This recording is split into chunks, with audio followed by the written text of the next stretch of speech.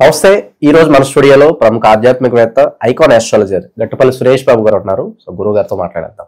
నమస్కారం గురుగారు. జై శ్రీమన్నారాయణ. గురుగారు, ఆగస్ట్ 27వ తారీఖు మనకి వినాయక చవితి. సో సంపూర్ణ పూజా విధానం ఏ విధంగా ఉండాలి, సో పూజ ఏ సమయానికి చేసుకోవాలి, అలాగే నిమజ్జనానికి వచ్చేసరికి ఈ గ్రహణం ఏదైతే ఉందో అది కాస్త అడ్డు అని అంటున్నారు. సో దాని గురించి వివరించండి. ఇంట్లో పూజించిన వినాయకుడిని ఏ రోజు నిమజ్జనం చేయాలి, పూర్తి వివరాలు మాకు తెలియజేయండి. ఖచ్చితంగా మనకి ఈ యొక్క 2025 సంవత్సరం, మనకి 2025 సంవత్సరంలో వినాయక చవితి అనేది ప్రత్యేకత. ఎందుకంటే 27 తారీఖు ఆగస్ట్ మాసం, 2025 సంవత్సరం 27 తారీఖు ఆగస్ట్ మాసంలో మనకి వినాయక చవితి అనేది వస్తుంది.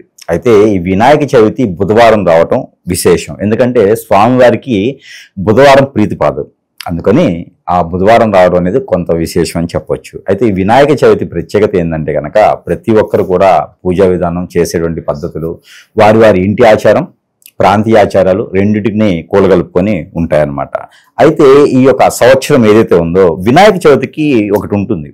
ఏంటంటే ప్రతి దేవునికి పూజించేటువంటి విధానం, దాని సమయం అనేది ఒకటి ఉంటుంది. కానీ వినాయక స్వామి వారికి ఏంటంటే ఒక సమయం అనేది ఉండదు. రాహుకాలంలో పూజ చేస్తే రాహుకాల దోషం పోతుంది, గుళికల కాలంలో పూజ చేస్తే పితృ దోషాలు పోతాయి, అలానే దుర్ముహూర్తంలో పూజ చేస్తే మనకున్నటువంటి దారిద్ర్యం పోతుంది. అంతే చెడు ఉన్నటువంటి గ్రహాలు, చెడు ఉన్నటువంటి సమయాల్లో కూడా వినాయకుడిని పూజిస్తడం ద్వారా మంచి జరుగుతుంది. కాబట్టి వినాయకునికి ప్రత్యేకించి ఈ సమయము అనేది అయితే లేదు. ఇక ఈ సమయంలో పూజించుకుంటే రాజ్యాధికారాలు కావచ్చు, రాజులుగా పాలించేదానికి కానీ ఉంటుంది అనుకుంటే, ఇంకా మాకు అంతా బాగుండాలి, మాకు ఏ విజ్ఞానం ఉండకూడదు, చదువు బాగుండాలి పిల్లలకి అనుకునే వాళ్ళు ఇంకెవరైనా ఉన్నట్టయితే కనుక వారు ఉదయం సమయంలో పూజించుకుంటే మంచిది. సూర్యోదయానికే చవితి అనేది ఆరంభమైంది కాబట్టి ఉదయాన్నే మనకి 7 గంటల సమయం నుంచి 10 గంటల సమయం లోపే పూజించుకున్నట్లయితే అందరికీ కూడా బాగుంటుంది. ఆరోగ్య సమస్యలు ఉన్న వారు కూడా అంత పొద్దున్నే పూజించుకునే దానికి కూడా బాగుంటుంది. పాస్టింగ్ కూడా ఉండేటువంటి అవకాశాలు అయితే ఉండొచ్చు. పాస్టింగ్ ఉన్నవారు వినాయక చవితి రోజున పాస్టింగ్ ఉండాలనుకున్న వారు పాలు కూడా తాకూడదు. గేదె పాలైనా ఏ పాలైనా సరే పాలు కూడా తాకూడదు. పాస్టింగ్ ఉండాలనుకున్నవారు పాలు వినాయక స్వామి వారికి ప్రీతిపాదం, అందుకని చెప్పేసి పాలు కూడా మనం సేవించరాదు. అలా ఉండేవారు మాత్రమే పాస్టింగ్ ఒక పొద్దులు అనేది ఉండొచ్చు. ఇక తర్వాత బియ్యానికి సంబంధించినటువంటి వస్తు పదార్థాలు కూడా పాజిటివ్ ఉండే వారు తినకూడదు, భుజించకూడదు. ఎప్పటి వరకు? సాయంత్రం ఉదయించేటువంటి సూర్యుడు వచ్చేంత వరకు కూడా ఉండకూడదు. ఉదయించే సూర్యుడు వచ్చిన తర్వాత దీపారాధన చేసుకొని స్వామివారికి నైవేద్యం పెట్టి అప్పుడు మనం భుజించవచ్చు. అప్పుడు మనం చేసేటువంటి ఏదైతే పాజిటివ్ ఉందో దానికి మంచి ప్రతిఫలం అనేది ఉంటుంది. ఇది పాజిటివ్ ఉండే వారికి. ఇక పూజా విధానం సమయం అయితే ఉదయం 7 గంటల నుంచి 9 గంటలు 10 గంటల లోపు కూడా చేసుకుంటే రాజ్యాధికారాలు, పొలిటీషియన్ల ముందుకెళ్ళాలి, మంచి ఆఫర్స్ రావాలి నాకు అనుకునేవారు ఆ సమయంలో చేసుకోవచ్చు. ఇక తర్వాత పిల్లలు కావచ్చు, పెద్దలు కావచ్చు, అందరూ కూడా ఏ సమయమైనా పూజ చేసుకోవచ్చు. ఇకపోతే సాయం సంధి వేళలో పూజలు చేసుకునే వాళ్ళు చాలా మంది ఉంటారు. ఎందుకంటే కొంతమందికి బ్రాహ్మణులు దొరక్క, కొంతమంది సమయం కుదరక ఒక్కొక్కసారి సాయంత్రం సమయంలో సెలవులు ఇచ్చేసి ఉంటారు. వారు అదృష్టవంతులు. ఎందుకంటారేమో, సాయం సంధి వేళ సమయంలో తల్లి తండ్రి శివుడు పార్వతి అక్కడ మనకి విహరిస్తూ ఉంటారు. ఎవరితో పాటు అంటే పైన తదాస్తు దేవతలను ఉంటారు, నక్షత్ర శక్తులు సదాస్తు దేవతలు. ఈ తదాస్తు దేవతలు పైన విహరిస్తూ ఉన్నప్పుడు వారితో పాటు శివుడు పార్వతి కూడా విహరిస్తూ ఉంటారు. కాబట్టి వారి పెద్ద కుమారుడు అయినటువంటి వినాయక స్వామి వారిని పూజించేటువంటి విధానానికి ఆ స్వామి వారికి అనుగ్రహం అనేది క్షణాల్లో ఇస్తాడనమాట. మనం ఇక్కడ మంత్రోచ్చారణ చదవటంతోనే ఆ వినాయకుడికి వీరికి బాగుండాలి అని చెప్పి మన కోరికలన్నీ తీర్చే విధంగా ఉంటారు. కాబట్టి సాయం సంధి వేళలో పూజించే వారికి అదృష్టం అని చెప్పొచ్చు, అందులోనూ బుధవారం కాబట్టి ఇది. అయితే ఇంకా పాజిటివ్ ఉండేసి సాయంత్రం సమయంలో పొద్దు నుంచి సాయంత్రం వరకు పాజిటివ్ ఉండి పూజించేవారు ఉంటారు కదా, ఇక వారికైతే పట్టిందలా బంగారమే అనుకోవచ్చు. వారికి ఉన్న విఘ్నాలన్నీ తొలగిపోతాయి. కాకపోతే వినాయక స్వామి వారికి పూజించే విధానం, మనం కోరుకునే విధానం వేరే ఉంది. అది ఎలా అంటే, చాలా మంది అడిగేది ఏంటంటే హంగు ఆర్భాటాలు లేకుండా సింపుల్ గా అన్ని రకాల శుభాలు కలగాలంటే సింపుల్ పూజా విధానం ఎలా ఉండాలి అందరూ తెలుసుకోవాలనుకుంటున్నాం. ఖచ్చితంగా. అయితే ఏ స్వామి వారికైనా ఏమని కోరుకుంటాం, ఎలా మొక్కుతాం?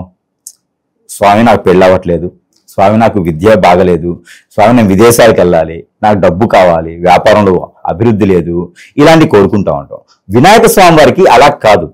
మనకి ఏదైతే కావాలో అవన్నీ కూడా నాకు నెరవేరకపోయినా నెరవేరినా అని కాదు, నాకు ఈ కోరికలు ఉన్నాయని కాదు, నేను అనుకున్న కోరికలు నీ విజ్ఞానం లేకుండా చేయమని కోరుకోవాలి.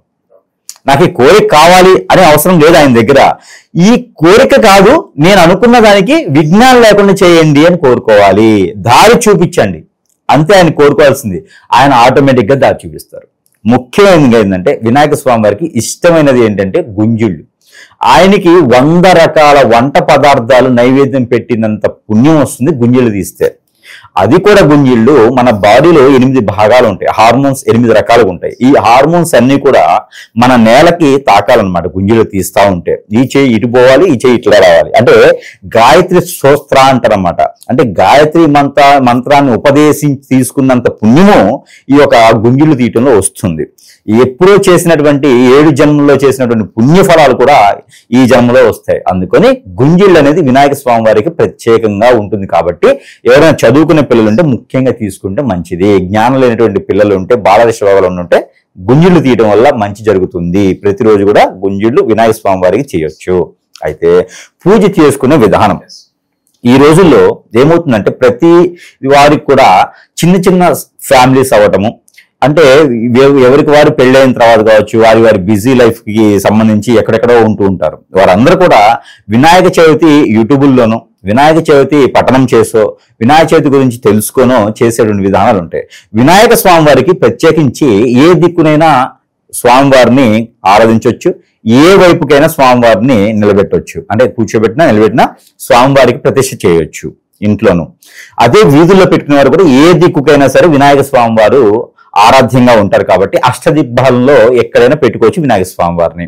ఇది ముఖ్యంగా. ఇకపోతే పూజా విధానానికి వినాయక స్వామి వారిని స్థాపన చేసేటప్పుడు వారి కింద బియ్యం పోయాలి.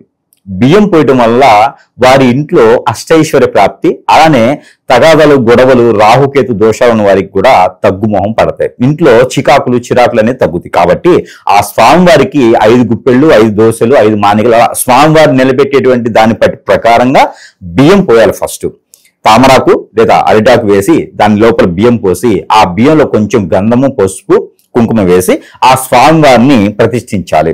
ఆ తర్వాత స్వామివారికి జంజం, 3 పోగులు జంజం ఆల్రెడీ దాంట్లో విలీనమై ఉన్నప్పటికీ కూడా, విగ్రహంలో ఉన్నప్పటికీ కూడా మనము 3 పోగులు జంజాన్ని అనేది స్వామివారికి ఖచ్చితంగా ధరించాలి. అది అలాగా ఇంట్లో ఎంతమంది అయితే ఉంటారో అంతమంది కూడా స్వామివారికి జంజం ధరించాలి. స్వామివారికి జంజం ధరించడంతో మనలో ఉన్నటువంటి క్రామ, క్రోధ అన్నీ కూడా తొలగిపోతాయి. స్వామివారికి జంజం వేయగానే నుదుటిన గంధము, పసుపు, కుంకుమ ధరించాలి. అప్పుడు స్వామివారికి ప్రతిష్టాపన అంటే ప్రాణ ప్రతిష్ఠ చేసినట్టు స్వామివారికి ఇక బొరువెక్కుతారు స్వామి. అప్పుడు మనము హారతి ఇచ్చేసి లేకపోతే అగరబత్తి వెలిగిచ్చేసి దీపారాధన చేయాలి. ఇకపోతే తర్వాత కలశం, అది కొంతమంది ఆచార ప్రకారంగానే ఉంటుంది. కలశంలో నీళ్లు పోయొచ్చు, కలశంలో బియ్యము పోయొచ్చు. బియ్యం పోసిన వాళ్ళైతే పొంగలు వండుకోవచ్చు, నీరు పోసిన వాళ్ళైతే ఇంట్లో చల్లుకోవచ్చు. పిల్లలకు కూడా నీరు బాగలేనప్పుడు చల్లుకోవచ్చు. ఇది కలశ ధారణ. కలశం మీద పెట్టేటువంటి కొబ్బరికాయ ఏదైతే ఉందో వినాయకుడు నిమజ్జనం చేసినప్పుడు స్వామివారితో తీసుకెళ్లొచ్చు, లేదా ఇంటికైనా గుమ్మానికి, సింహద్వారానికి కట్టుకోవచ్చు. Yellow colour, white colour and green colour cloth లో ఆ స్వామివారి పెట్టినటువంటి కొబ్బరికాయ ఏదైతే ఉందో కలశం మీద అది కట్టుకోవచ్చు. ఇది కలశ ధారణ. ఆ తర్వాత కలశానికి కట్టుకునే కంకణం, అది అలానే ఉంచాలి, తీయకూడదు. మరో సంవత్సరం వరకు కూడా ఆ కంకణ ధారణ ఆ చెంబు కణాలే ఉంచాలి. ఇది కలశానికి సంబంధించినటువంటి విధానం. ఇకపోతే కలశంలో పెట్టేటువంటి తవనపాకులు అవి మనం భుజించినా, ఆ కలశంలో ఉన్నటువంటి తవనపాకులు మనం భుజించినా, లేదా ఆ స్వామివారి వద్ద అలా వదిలేసినా కూడా వాటికి ఏం పట్టింపు అయితే లేదు. ఇకపోతే అక్కడ స్వామివారికి పెట్టినప్పుడు కంక ధారణ ఉంటుంది. ఈ కంకణంకి వచ్చేసి పసుపు కొమ్ము, మామిడాకు, అరిటాకు, లేకపోతే పత్రిలో ఉన్నటువంటి ఏ ఒక పువ్వు, పండు, ఆకు ఏదైనా సరే ఆ కంకణ ధారణలో 1, 3, 5 రకాలుగా కట్టుకొని కంకర ధారణ చేసుకోవాలి. ఈ కంకర ధారణ చేసుకోవడానికి కారణం ఏంటంటే, ఏదైతే చంద్రుడికి శాపం ఉందో ఆ చంద్రుడి శాపం పోవాలి అంటే గనక ఒక ప్రూఫ్ కావాలి. మనం ఇక్కడి నుంచి వేరే దేశానికి వెళ్ళాం అనుకోండి, పాస్పోర్ట్ కావాలి. అలానే చంద్రుడు వినాయకుడు పూజ చేసిన వాళ్ళకి ఏం ఆటంకం కలిగించడన్నమాట, ఆ విఘ్నాలు తొలగిపోతాయి. అందుకని మనము కంకర ధారణ చేసుకున్నప్పుడు మనం బయటకు వచ్చినప్పుడు ఆ చంద్రుడు ఆ కిరణాలు ఏమైందంటే ఇక్కడ పడిపోతాయి అన్నమాట. ఆ కంకణం మీద పట్టడంతో ఆహా వీరు వినాయకుడు పూజ చేసుకున్నారా, అమ్మో మనం వీరి జోలు వెళ్ళకూడదు అంటే మనకి విఘ్నాలు కలగకుండా, ఆ చిరాకులు, కోపాలు, ఒకరితో కొట్లాడుకోవటాలు అవన్నీ లేకుండా ఉండేందుకు మనం తినేటువంటి ఆహారం అది కరెక్ట్ గా భుజన అయిపోయేదానికి ఈ కంకధారణ అనేది ఖచ్చితంగా కావాల్సిందే. అది పూజా విధానం. ఇకపోతే స్వామివారికి పత్రిని మనకి వద్ద ఎంతైతే దొరుకుతుందో అంత పత్రిని పెట్టుకుంటే మరీ ముఖ్యంగా పెట్టుకోవచ్చు. అలానే స్వామివారికి దొరికే దాంట్లో 21 పత్రిని అంటారన్నమాట. 21లో మనకి స్తోమత కొంది మనకి దొరికిన మెదడు ఈ రోజుల్లో ఒకప్పుడు అంటే పొలాలకు వెళ్ళి తెచ్చుకునే వాళ్ళం ఊళ్ళల్లో ఉన్నప్పుడు. ఇప్పుడు సిటీలో ఏంటంటే అమ్ముతుంటారు కాబట్టి ఎన్ని రకాలు దొరికినా కూడా తీసుకొచ్చి పెట్టాలి. పువ్వులు స్వామివారికి వేసేది నేను ఫస్ట్ నుంచి చెప్తా ఉన్నానండి. పువ్వులు రెబ్బలు ఇప్పకూడదు. రెబ్బలు ఎప్పుడు ఇప్పుతారంటే చలనం లేనప్పుడు. చలనం తీసేయకూడదు కదా, మనలో చలనం లేనప్పుడు రెబ్బలు ఇప్పాలి. స్వామివారికి చలనం చేశాం కాబట్టి రెబ్బలు అనేది ఇప్పకుండా పువ్వులు ఎలాగైతే తీసుకొచ్చామో ఆ పువ్వులతోనే పూజించేయాలి. స్వామివారికి నిమజ్జనం చేసేటప్పుడు పువ్వులతో మాత్రమే నిమజ్జనం చేయాలి. అంటే పువ్వులే చల్లాలి తప్పితే వాటిని రెబ్బలు ఇప్పరాదు. అదొకటి గుర్తుపెట్టుకోవాలి. గరికను ఏ విధంగా ఉపయోగించాలి భోజనం? ఇకపోతే గరిక స్వామివారికి ఇష్టమైనటువంటిది ఏంటంటే గరిక బెల్లం. ఏ నిమజ్జనకి అంటే స్వామివారికి 21 పత్రిని దొరకపోయినా గరిక బెల్లం అనేది స్వామివారి దగ్గర పెట్టి ఒక్క కొబ్బరికాయ కనుక స్వామివారి సమర్పిస్తే మనకి ఏవైతే కోరికలు, ఏవైతే కష్టాలు, ఏవైతే ఇబ్బందులు ఉన్నాయో అవన్నీ కూడా విఘ్నాలు తొలగించేలాగా ప్రయత్నం చేస్తారు. వినాయక స్వామి వారు మన పనిని మనం చేసుకోమని చెబుతాడు. ఆయన చేస్తానని చెప్పడు. మన పని మనం చేసుకుంటే వాటికి విఘ్నాలు ఉంటే తొలగిస్తాను అని చెప్తాడు. ఇకపోతే ఈ ఒక నైవేద్యం స్వామివారికి ఇష్టమైనటువంటిది అంటే కుడుములు, ఉండ్రాళ్ళు. అలానే స్వామివారికి ఈ యొక్క ఇవి ఉంటాయి కదా మొక్కజొన్న. స్వామివారికి అందరికీ తెలియని విషయం అంటే మొక్కజొన్న అంటే చాలా ఇష్టం స్వామివారికి. ఆ స్వీట్ కార్న్ అంటారు. ఈ రోజులో స్వీట్ కార్న్ స్వీట్ వచ్చేవారు అనమాట. ఈ యొక్క స్వీట్ కార్న్ అనేవి గుడాలు చేసినా గుగ్గిలు వండినా కూడా అవి స్వామివారికి చాలా ఇష్టమైనటువంటి పదార్థం. ఏ రోజు ఏ నైవేద్యం సమర్పిస్తే బాగుంటుంది అంటారు గురుగారు? అయితే స్వామివారికి మొదటిగా రోజునైతే ఉండరాళ్ళు కురుములు చేసుకోవటం చాలా మంచిది. అలానే రెండో రోజుకి వచ్చేటప్పటికి చక్కెర పొంగల్. రెండో రోజు చంద్రుడికి సంబంధించింది, అందుకని చక్కెర పొంగల్ చేయడం అనేది స్వామివారికి ప్రీతిపాదం. తర్వాత మూడో రోజు వచ్చేసి పులిహోర, ఎల్లో కలర్ ఉండాలి. పులిహోర చేయడం అనేది మూడో రోజు చేసుకోవచ్చు. ఆ తర్వాత నాలుగో రోజు వచ్చేసి కుడుములు, అలానే పూర్ణాలు ఇవి చేసుకోవచ్చు. ఐదో రోజు ఆ పచ్చ పెసలతో చేసినటువంటి గుడాలు, అలానే పచ్చ పెసలతో చేసేటువంటి పిండి పదార్థాలు ఏవైతే ఉన్నాయో అవి కూడా స్వామివారికి సమర్పించుకోవచ్చు. ఇకపోతే ఆరో రోజున డ్రై ఫ్రూట్స్ తో చేసినటువంటివి ఏదైతే ఉందో శుక్రుడికి సంబంధించి ఉంటుంది. అందుకని డ్రై ఫ్రూట్స్ చేసినవి ఏవైతే ఉంటాయో ఆ డ్రై ఫ్రూట్ సంబంధించినటువంటి విధానంగా పూజించుకునే విధంగా ఆ 4 రకాల డ్రై ఫ్రూట్స్ తెచ్చుకు స్వామివారికి నైవేద్యంగా పెట్టొచ్చు. ఇకపోతే ఏడో రోజు వచ్చేసి మిలిట్స్ అంటారు, మనకి చిరుధాన్యాలు అంటారు. రాగులు, సజ్జలు, జొన్నలు, కొర్రలు, వరిగలు ఇవన్నీ ఉంటాయన్నమాట. వీటితో చేసినటువంటి పదార్థాలతో కుడుమలు, రొట్టెలు ఇవన్నీ చేసి దాని మీద బెల్లం పెట్టేసి, ఉప్పు వేయకూడదు, బెల్లం పెడితే అష్టైశ్వర్య ప్రాప్తి కలుగుతుంది ఏడో రోజు. ఇకపోతే 8వ రోజున మినుములతో చేసినటువంటి గారెలు, నూనెతో చేసేటువంటి పదార్థాలు ఏవైతే ఉన్నాయో పొకోడీలు కావచ్చు, గారెలు కావచ్చు, బూరెలు కావచ్చు, అరిసెలు ఇవన్నీ కూడా ఏడో రోజు పెట్టుకుంటే, ఆ 8వ రోజు పెట్టుకుంటే ప్రాసిద్ధి. ఇకపోతే 9వ రోజున అష్ట నైవేద్యం అంటారు. 9వ రోజున చేసేది అష్ట నైవేద్యం. వారికి ఓపిక కొంది ఎన్ని రకాలుగా పిండి పదార్థాలు, ఎన్ని రకాల డ్రై ఫ్రూట్స్, ఎన్ని రకాల ఫ్రూట్స్, వెజిటేబుల్స్ అన్ని కూడా పంచపరవన్నం అంటారన్నమాట. ఆ పంచపరవన్నం స్వామివారికి 9వ రోజున పెడితే ఇక వీరి ఇంట వచ్చే సంవత్సరానికి పెళ్లిళ్ళు కాని వారికి పెళ్లిళ్ళు అవుతాయి, విద్యారంభం విద్య అవుతుంది, పెళ్లి అయిన వారికి పిల్లలు పుడతారు. ఏదైతే కోరికలు ఉన్నాయో ఆ 9వ రోజున తీర్చుకుంటే గనక ఖచ్చితంగా వారికి సారే అంటారన్నమాట. స్వామివారికి బట్టలు కూడా ఆ రోజున పెట్టొచ్చు, ఇంకేదైనా వారికి స్వామివారి పెట్టాలంటే కూడా పెట్టొచ్చు. ఈ 9 రోజులు పెట్టే నైవేద్యం అయితే ఇలా ఉంటుంది. ఇక స్వామివారికి సాగనంపేదానికైతే పవిత్రపూర్తంగా స్వామివారిని సాగనంపాలి. స్వామివారిని సాగనంపేటప్పుడు ఖచ్చితంగా స్వామివారికి ఇలాంటి నైవేద్యాలు పెట్టేసి చివరిగా హారతి అనేది ఇచ్చుకోవాలి. హారతి ఇచ్చిన తర్వాత స్వామివారిని తీసుకుని వెళ్ళేసి పవిత్రంగా మనము తీసుకుని వెళ్ళి అమ్మవారి ఒడికి చేర్చాలి. ఇది ఎంతేగాని నేను మందు తాగుతాను, నేను పేకాడ ఆడతాను, నేను డాన్స్ చేస్తాను, డీజే పెడతానంటే అవి వీరు చేసినటువంటి పూజలకి ప్రతిఫలం అవ్వదు. పవిత్రంగా కోలాటాలు, స్వామివారి భజన బృందాలు, స్వామివారి చరిత్ర చదువుకుంటూ వెళ్ళటం ద్వారా మంచి జరుగుతుంది. ఇలాగా పవిత్రంగానే పందిట్లో పెట్టినా పవిత్రంగా చేయాలి. మరొకటి రాతి విగ్రహాలు శ్రేష్టత. రాతి విగ్రహం తెచ్చుకొని ఇంట్లో పూజించుకోవచ్చు.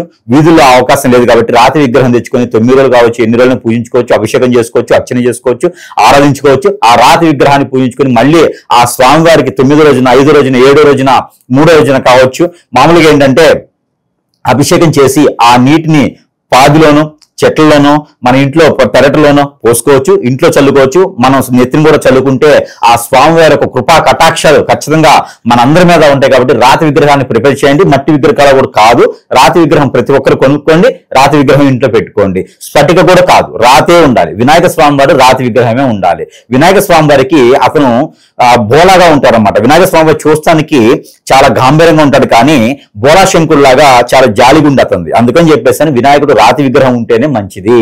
ప్రతిరోజు కూడా మన స్వామి వారు అందరికీ లాని పాటు అతను కూడా అభిషేకం అనేది చేసుకోవచ్చు.